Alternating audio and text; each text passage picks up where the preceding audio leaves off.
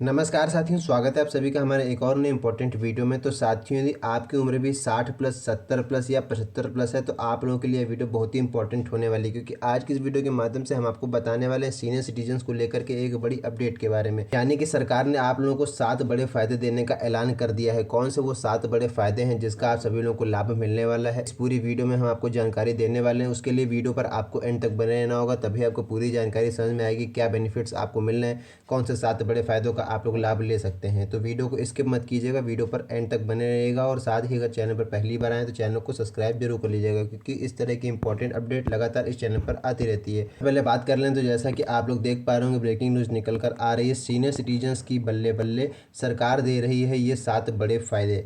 कौन कौन इसका लाभ ले पाएंगे? तो 60 प्लस 70 प्लस और 75 प्लस वाले सभी लोग इसमें शामिल किए जाएंगे। ठीक है, आप सबसे पहले यहाँ पर देखिए आगे लिखा हुआ है सीनियर सिटीजन बेनिफिट्स, यानी अगर आपके घर में कोई भी 60 70 या 75 साल से ऊपर का बुजुर्ग है तो आपके लिए 2025 बहुत ही खास साबित होने वाला है। सरकार ने इस साल सभी बजट में वरिष्ठ नागरिकों के लिए कई बड़े फायदे किए हैं। यानी इस साल का जो बजट आया है सरकार का, उसमें वरिष्ठ नागरिकों के लिए कई बड़े फायदे शामिल किए गए हैं और योजनाओं का ऐलान भी किया गया है, जो न सिर्फ उनकी आर्थिक हालत मजबूत करेंगे बल्कि उनके जीवन को और भी सुविधाजनक बना देंगे।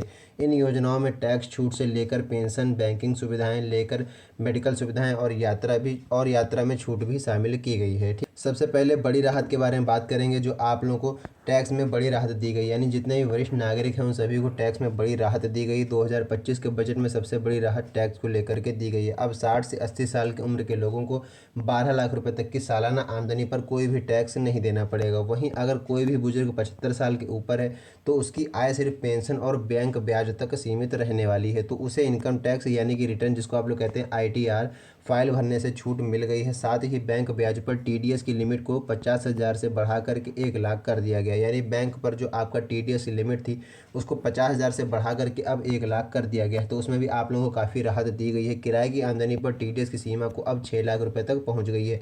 यानी TDS, यानी अगर आप लोगों ने अपनी कोई संपत्ति किराए पर उठा रखी है तो उस पर जो TDS की सीमा थी उसको अब 6 लाख रुपए तक का पहुंचा दिया गया। यानी 6 लाख तक की किराए पे आय पर आपसे कोई भी टैक्स नहीं लिया जाएगा। अगली बात करते हैं जो कि आप लोगों के लिए जानना बेहद ज़रूरी है, SC SS, जिसको हम लोग सीनियर सिटीजन सेविंग स्कीम के नाम से भी जानते हैं। इसमें आप लोगों का ब्याज थोड़ा है वो बढ़ा दिया गया है। कितना ब्याज बढ़ाया गया है? तो 60 साल के ऊपर के नागरिक अब SC SS यानी सीनियर सिटीजन सेविंग स्कीम में निवेश करके अच्छा मुनाफा कमा सकते हैं। इस योजना की ब्याज दर 8.2% से बढ़ा करके कुछ सरकारी बैंकों और पोस्ट ऑफिस में 11.68% कर दी गई है। यानी कि आप समझ सकते हैं पुरानी ब्याज दर जो थी वो थी 8.2%, उसको बढ़ा करके 11.68% कर दिया गया है। यह योजना 5 साल के लिए होती है, जिसे 3 साल और भी बढ़ाया जा सकता है। अगर आपकी उम्र 60 70 या 75 प्लस है तो आप लोग 3 साल इसको और भी बढ़ा सकते हैं, जिसमें हर तिमाही ब्याज सीधा बैंक खाते में आता है और सरकार इसकी पूरी गारंटी भी आप लोगों को देती है। आगे लिखा हुआ है सीनियर सिटीजन सेविंग स्कीम में 30 लाख तक का निवेश किया जा सकता है। इसमें आप लोग अपना 30 लाख रुपए तक का निवेश कर सकते हैं। ठीक है, और सेक्शन 80C के तहत टैक्स में छूट भी दी जाती है। इसमें आप लोगों को टैक्स में छूट भी दी जाती है 80C के तहत। ठीक है, अगली बात करते हैं जिसका आप लोग बड़ी बेसब्री से इंतजार करते हैं। हर महीने यानी कि 3,500 रुपये मासिक पेंशन योजना आप लोगों के लिए लाई गई है। यानी आपको 3500 रुपये हर महीने दिया जाएगा पेंशन के रूप में। सरकार ने बुजुर्गों की आर्थिक मदद करने के लिए नई पेंशन योजना लागू की है। इस योजना के तहत उन सभी लोगों को 3500 रुपये प्रति माह पेंशन दी जाएगी जो BPL परिवार से आते हैं या जिनकी आमदनी बेहद कम है। यह योजना पूरे देश में लागू है और इसके लिए आवेदन करना बेहद आसान है। आप ग्राम पंचायत या नगर पालिका में जाकर के फॉर्म भर सकते हैं।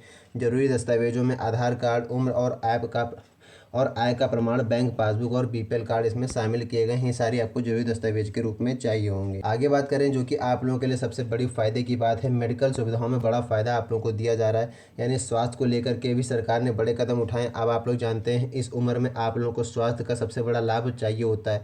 अब 70 साल या उससे ऊपर के बुजुर्गों को आयुष्मान भारत योजना के तहत 5 लाख तक का मुफ्त इलाज मिलेगा। कई राज्यों में मोबाइल मेडिकल यूनिट्स भी शुरू कर दी गई हैं जो गांव-गांव जाकर के बुजुर्गों का चेकअप करेंगे। साथ ही डॉक्टर से ऑनलाइन आप लोग वीडियो कॉल या फिर सलाह लेकर के दवाइयों की होम डिलीवरी जैसी सुविधाएं भी आप लोग उसका लाभ उठा सकते हैं, क्योंकि बहुत सारी ऐसी सुविधाएं आप लोगों के लिए शुरू कर दी गई हैं। अगली बात करते हैं यात्रा में छूट और आप लोगों को विशेष सुविधाएं दी जाएंगी। यानी 60 साल के ऊपर के लोगों के लिए बस और ट्रेन यात्रा में भी रियायत दी जा रही है। कई राज्यों में बसों में मुफ्त या रियायती टिकट आप लोगों को मिलते हैं, तो वहीं रेलवे भी टिकट में छूट आप लोगों को देता है। इसके अलावा सीनियर सिटीजन कार्ड भी शुरू किया गया है। सीनियर सिटीजन कार्ड आप लोगों का एक होता है जिसको बनवा करके आप लोग बहुत सारी सरकारी योजना योजनाओं का फ़ायदा ले सकते हैं, जिससे बुजुर्गों को सरकारी ऑफिस, बैंक और अस्पतालों में प्राथमिकता भी दी जाती है। तो हम आपको बताने वाले हैं कि सीनियर सिटीजन कार्ड के क्या क्या फ़ायदे हैं। जैसा कि मैंने अभी आपको बताया, सीनियर सिटीजन कार्ड आप लोगों के लिए बनवाया जाता है, तो उसको बनवा करके कैसे आप लोग फ़ायदा ले सकते हैं।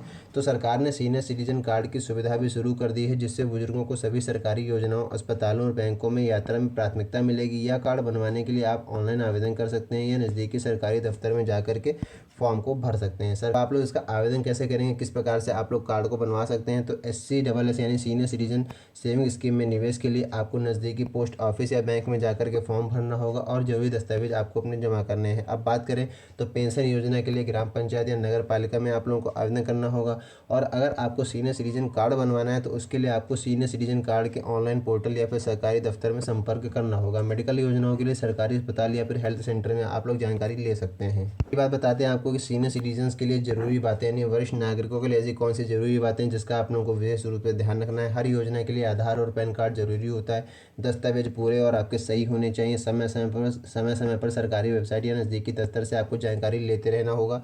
किसी भी योजना में धोखाधड़ी या फर्जीवाड़े से सतर्क रहना है और जरूरत पड़ने पर अधिकारियों से आप लोग मदद ले सकते हैं। 2025 में सरकार ने वरिष्ठ नागरिकों के लिए कई ऐसे कदम उठाए हैं जो न सिर्फ उनकी ज़िंदगी को आसान बनाएंगे बल्कि उन्हें आर्थिक, स्वास्थ्य और सामाजिक रूप से सुरक्षित भी बनाएंगे। टैक्स छूट, पेंशन, मेडिकल सुविधाएं, बैंकिंग लाभ और यात्रा में रियायत जैसी सुविधाएं आप सभी बुजुर्गों को आत्मनिर्भर और सम्मानजनक जीवन जीने में मदद करने वाली। अगर आपके परिवार में कोई भी ऐसा व्यक्ति जिसकी उम्र 60 साल या उससे ऊपर हो चुकी है तो इन योजनाओं का लाभ उनको जरूर दिलवाइए। तो इस प्रकार की नई अपडेट थी। पूरी जानकारी मैंने आपको बता दी कौन से आपको 7 बड़े फायदे मिलने वाले हैं। उम्मीद करते हैं बेहतर तरीके से पूरी जानकारी समझ में आ गई होगी। अगर वीडियो अच्छा लगा हो तो वीडियो को लाइक कीजिएगा, साथ ही इसको अपने जानने वाले साथियों में जरूर शेयर कीजिएगा।